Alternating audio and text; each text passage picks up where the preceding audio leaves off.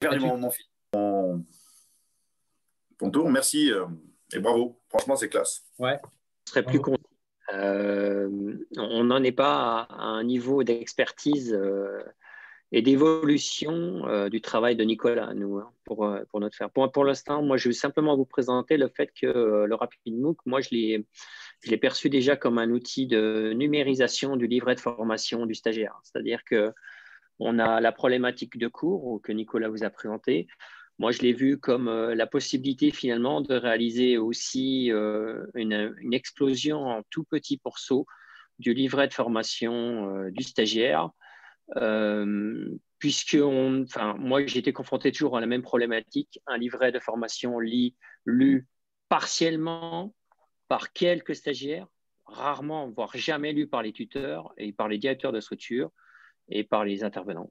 Donc, en fait, une vraie méconnaissance globalement de l'ensemble du système de formation, de la quasi-totalité finalement des participants à la formation.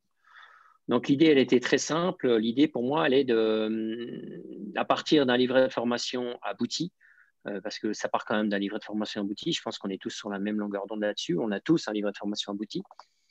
Le fait qu'on soit Calliope aussi au CREPS Bourgogne-Franche-Comté, donc ça nous permet finalement de valider, d'avoir des outils finalement validés par Calliope. Et il y a peu de chances que ça bouge. On stabilise notre façon de fonctionner, ça c'est plutôt pas mal. Et ben moi, finalement, je me suis permis de réfléchir finalement à une explosion du système de présentation des différentes séquences de formation. Donc, je vais vous partager l'écran avec ce que j'ai choisi de vous montrer. Alors, c'est là. Alors, je suis obligé de… Attendez, c'est pas simple. Voilà. Alors, il y a plein d'idées encore. Hein. Moi, j'en suis qu'au début. Je vais vous montrer. Mais en fait, globalement, l'idée, c'est d'exploser et de faire des mini-teasers maximum de 3 minutes sur chacune des sous-parties, finalement, de la formation.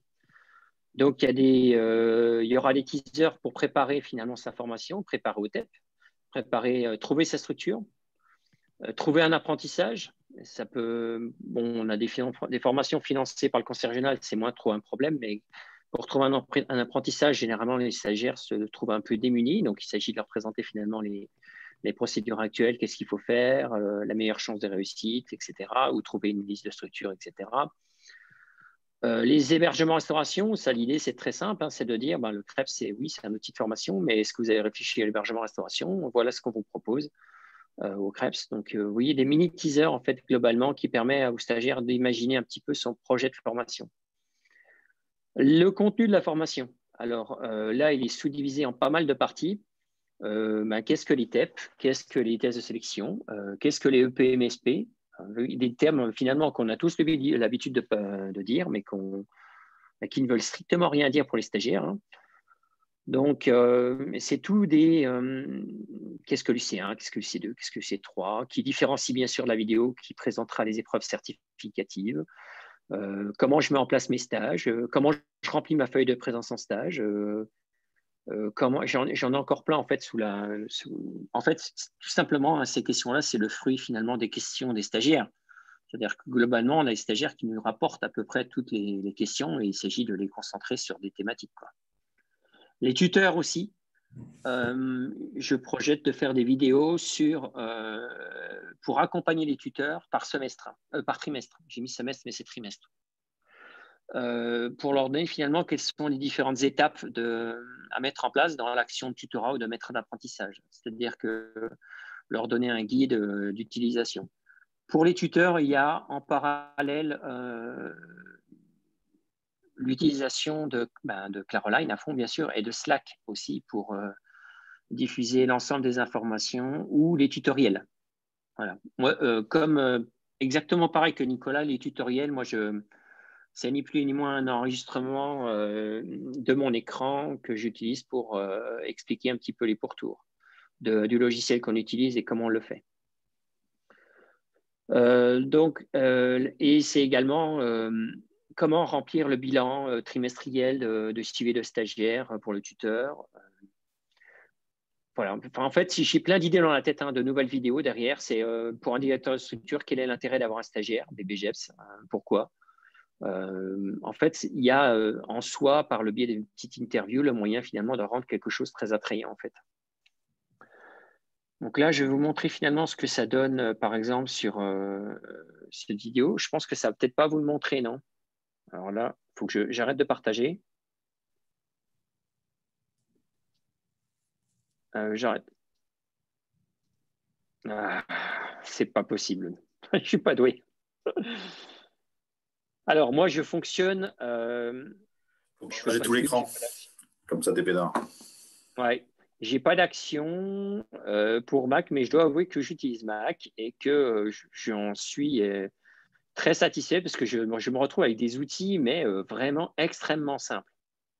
Voilà, c'est tout confort en fait. Enfin, je suis pas un expert en informatique et pourtant, je pense qu'on arrive à construire des trucs. Donc, pour construire par exemple celui-là, j'ai déjà fait un PowerPoint de 4 images avec un générique finalement que j'exporte en format vidéo par la suite. Donc j'ai un générique qui est commun à l'ensemble finalement des thématiques. Donc je n'ai plus qu'à changer le titre globalement. Et par la suite, en fait, finalement, le RapidMook, j'insère mon RapidMook dans la suite, enfin le teaser, avec un générique de fin par la suite. Voilà. Toujours pareil, générique de fin. Là, pour le coup, je crois que j'utilise tout simplement le logiciel eMovie de Mac qui me permet de produire un générique. Donc voilà, je vous montre globalement ce que ça donne. Vous entendez le son ou pas? Je ne sais pas. Pour avoir le son, il faut que tu partages. Au moment où tu partages l'écran, il faut que tu cliques sur partager le son. Donc arrête. Ou Alors, le alors là, problème, tu vas c'est que je l'avoir pense en que haut à c'est… droite dans l'affichage, mettre le son de l'ordinateur. Tu vois, dans les petits trucs rouges ou dans le plus ou un truc comme ça, dans ta barre en haut. Ouais, attendez, on va faire différent déjà. On va enlever les oreillettes. Et je vais faire comme ça. Sinon, tu as dans option d'affichage, tu as partagé le son de l'ordinateur. C'est bon là? Ouais. C'est bon là ou pas? C'est moyen. Vous entendez? Ah ben moi je vous entends plus au fait, c'est ça. Vas-y. Arrête le partage Ah ben oui, je vous d'écran. entends plus. Okay. Haut-parleur. Ouais, là tu nous entends là ou pas? Est-ce que vous entendez?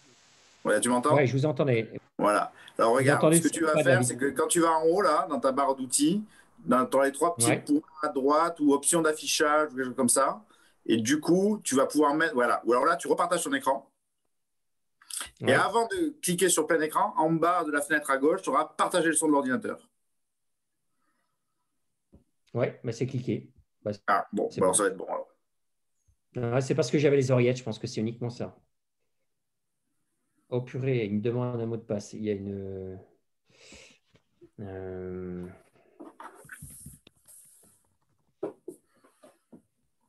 Voilà, ça doit être bon.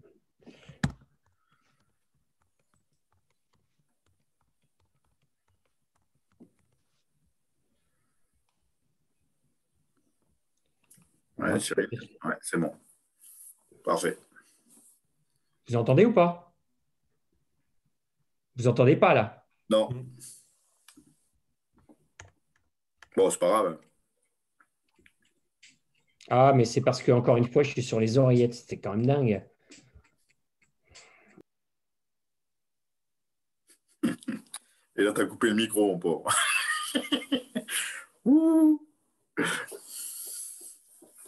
Très haut. Combien je suis pas forcément performant, mais Ouais. qu'on arrive à faire des choses.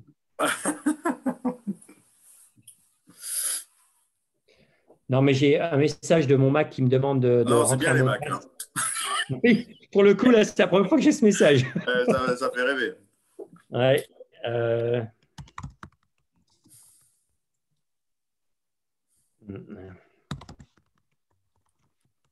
Ça va venir, ça va venir. Voilà. C'est dingue. Yes, c'est nickel là.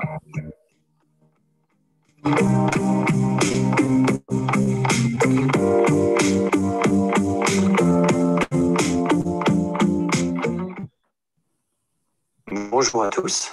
Cette vidéo vise à vous permettre de mieux comprendre qu'est-ce que l'UC1 du BPGEPS Activité physique pour tous. Pour UC1, il faut entendre unité capitalisable. De plus en plus, on remplace le terme unité capitalisable par bloc de compétences.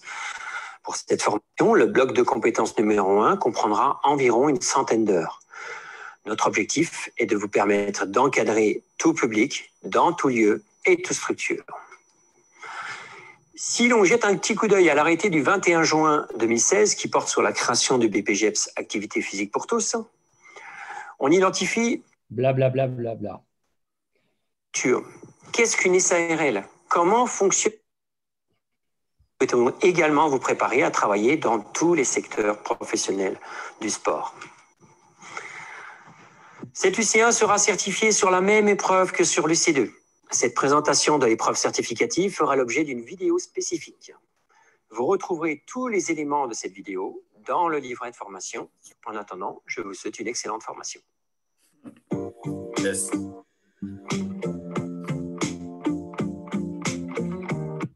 Voilà. Voilà, c'est ce que j'ai construit en fait sur la base du RapidMOOC. Donc le RapidMOOC, il est relativement simple. Hein. Je le construis donc avec eMovie. Ah oui, arrêtez de partager. Donc ça me nécessite donc le générique qui me prend finalement, une fois que je l'ai fait la première fois, 2-3 minutes pour le changer, le modifier, puisque ça s'exporte très facilement. Le RapidMOOC, ça demande beaucoup plus de temps. Je dois déjà construire finalement, là par exemple, je peux vous montrer, je suis en train de construire un PowerPoint pour présenter finalement les EPMSP. En fait, je suis parti. Oui, il y a quelqu'un, non? J'ai eu un petit bruit. Donc là, les EPMSP, par exemple, vous voyez, je suis en train de produire, j'ai finalisé ma présentation PowerPoint, donc, où j'ai prévu de me mettre à gauche, à droite, etc. Je mettrai certainement, j'aime bien l'idée de Nicolas de peut-être mettre des intermèdes, mais là, comme c'est des petites vidéos de 2-3 minutes, je n'ai pas envie d'aller trop loin derrière, quoi. Et ça, une fois que j'ai ça, en fait, ça passe en arrière-plan pendant que je fais ma présentation sur le RapidMOOC. Donc ça, c'est la première chose que je prépare. Et la deuxième chose que je prépare, c'est le teaser, le prompteur. Et je trouve que c'est ce qui demande presque le plus de temps, finalement, le prompteur, puisque l'idée, c'est pour le coup d'arriver à faire des séparations suffisamment longues sur les moments où on va se déplacer. Donc, il faut prévoir ça. Il faut prévoir le fait qu'à l'oral, on va faire un test qui est différent que ce qu'on présente finalement sur notre diaporama. Donc, ça demande une certaine préparation. Par exemple, le fait de poser des questions alors qu'on ne pose pas de questions sur la diapo. Donc, on change finalement le texte qui est en apparence sur la diapo, mais on le présente sous une autre forme. Et finalement, ça, je pense que c'est ce qui demande à peu près le plus de temps. Voilà. Après, une fois que ça c'est fait, finalement, je pense que globalement, ça demande peut-être 1, 2, puis 3 essais, puis les 3 minutes après, ils s'enchaînent en fait assez facilement. En fait. Voilà. Donc, voilà, l'idée, c'est vraiment de finalement diviser le livret de formation en plusieurs étapes pour que… Alors, je l'ai présenté déjà aux stagiaires que j'ai actuellement en formation qui ont, pour le coup… Bon, moi, je me déteste voir à l'écran. Ça m'a fait rire quand on a dit ça tout à l'heure. Mais ils disent que c'est vraiment ça dont ils ont besoin, en fait, parce que finalement, on s'aperçoit que lors du positionnement, on blinde l'information sur les contenus de formation. Et c'est plus le livret de formation à côté, mais en réalité, ils ne retiennent pas. Il y a trop d'informations et le livret de formation, ils ne vont pas le lire. Il est trop lourd. Il fait 40, 50 pages, donc ils ne le lisent pas. Donc, et le fait finalement de scinder l'information sur différentes séquences, en fait, c'est plus lisible et plus compréhensible pour eux. Voilà. Du coup, là, c'est rangé ensuite sur… Alors, parce que du coup, moi, je me dis, j'entends ton côté Calliope en plus, moi, là-dedans. Je me dis, ça, c'est Calliope compatible complètement. Et du coup, l'idée, c'est que ces petits teasers, là, ces petits tutos, teasers, explications de la formation, le mode d'emploi de la formation, enfin, ce qu'on peut retrouver là-dedans, est-ce que c'est sur l'environnement numérique de la formation du stagiaire, le tien, du coup, celui que tu gères pour la formation, ou est-ce que c'est, du coup, quelque chose qu'on va retrouver pour l'ensemble des stagiaires du CREPS Bourgogne-Franche-Comté? Alors, il y a des vidéos qui sont disponibles. Alors, toutes les vidéos sont sur YouTube du CREPS, sur la chaîne YouTube du CREPS. Et certaines vidéos sont mises à disposition sur les docs de communication. Pour présenter, par exemple, on fait des visios de présentation des formations et finalement, on met directement finalement sur les outils de communication. Mais sinon, globalement, ça prend un onglet d'un espace d'activité de la formation où toutes les étapes de la formation sont présentées finalement plutôt sous la forme de ces petits teasers, quoi. C'est plutôt ça. Parce que, moi, il y a la totalité des tuteurs, la totalité des intervenants, la totalité des directeurs de structure que j'ai mis sur Claroline et Slack. Donc, il ne me manque personne. Donc, je suis sûr à chaque fois de toucher la totalité des personnes. Moi, c'est mon objectif, en fait. C'est de toucher tout le monde, quoi. L'objectif pour les tuteurs, c'est de les rassurer. L'objectif pour les directeurs des structures, c'est de les pérenniser. Parce que on le sait d'autant plus en ce moment, c'est compliqué, les structures. Donc, c'est de pérenniser ces structures dans la queue des stagiaires. Et puis pour les stagiaires, c'est leur simplifier la tâche, quoi. Et puis, voilà. L'idée, finalement, si on arrive derrière à mettre en place les outils que met en place Nicolas, tant mieux. Mais pour l'instant, moi, je l'ai vu plus sur une étape déjà, gagner du temps de coordination de formation en n'ayant plus à répéter 107 fois les mêmes choses, quoi, en fait. Non, mais c'est sûr. Non, mais super. Moi, je trouve ça top, moi. Ça donne envie de faire pareil. Ouais, c'est complémentaire en plus, parce que nous, il nous manque cette dimension plus structurée, justement, où à chaque fois, on va avoir le petit générique de départ, le petit générique de fin. Là, on avait un calendrier tellement serré que dans l'urgence, on va au plus rapide et puis on fait de la vidéo. Et finalement, on a besoin de le professionnaliser, cet ensemble-là, pour que ça ait cet effet avec, on a le générique. Et puis, on retrouve bien, nous, notre présentation de la formation, ça a été une grosse vidéo, 2 vidéos de 15 minutes, 2 fois 15 minutes. Et moi, je trouve ça beaucoup plus séduisant et plus structuré, où en effet, on revient dans un ordre chronologique, on a les tests de sélection, on a les TEP. Après, on va nous présenter c'est quoi les EPMSP, à quoi ça ressemble les UC1 et 2. Donc, je pense que c'est vraiment complémentaire.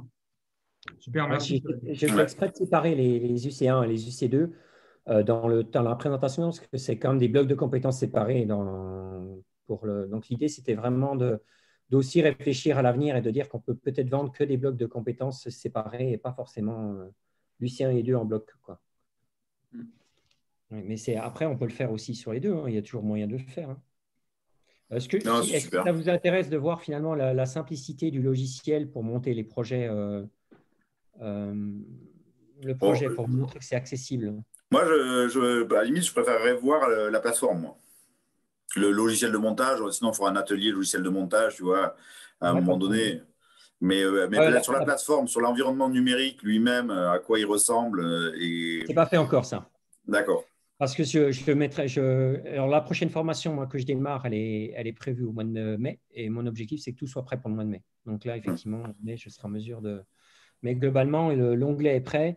C'est juste qu'à chaque fois, c'est un espace d'activité par petite vidéo qui présente finalement qu'est-ce que c'est, quoi. Mais un tout petit espace d'activité, parce qu'il ne faut pas que. Voilà, faut pas que la personne elle ait à descendre 107 ans dans l'espace d'activité pour trouver l'information. Ok, est-ce qu'il y a des questions, chers amis?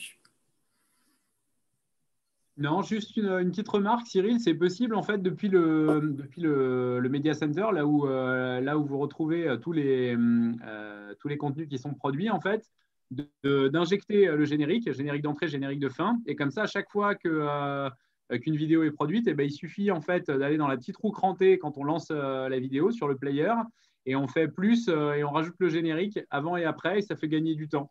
C'est pas mal de le faire.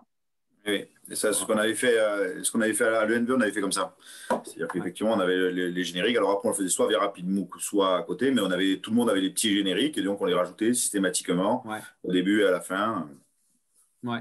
Enfin, systématiquement. Évidemment, moi, je ne le faisais jamais, mais j'étais plutôt comme Nicolas, moi, dans l'urgence, il y a besoin de la vidéo, et puis ce qui compte, c'est ça. Mais l'idée, c'est d'arriver à ça. Ouais. Moi, je ne savais pas, effectivement. C'est que moi, en fait, surtout, j'ai jamais montré encore à Cyril cette petite option supplémentaire. Et il faut que c'est la prochaine étape, ça, c'est que je lui montre cette option. Je garde encore des petits trucs, tu vois, pour que chaque jour, ils en découvrent des nouvelles, tu vois. Ouais, ça, il faut qu'on garde un peu de pouvoir quand même. Hein. C'est important. Tu t'en gardes sous le coude, hein. Tu t'en gardes sous le coude, Denis. Hein.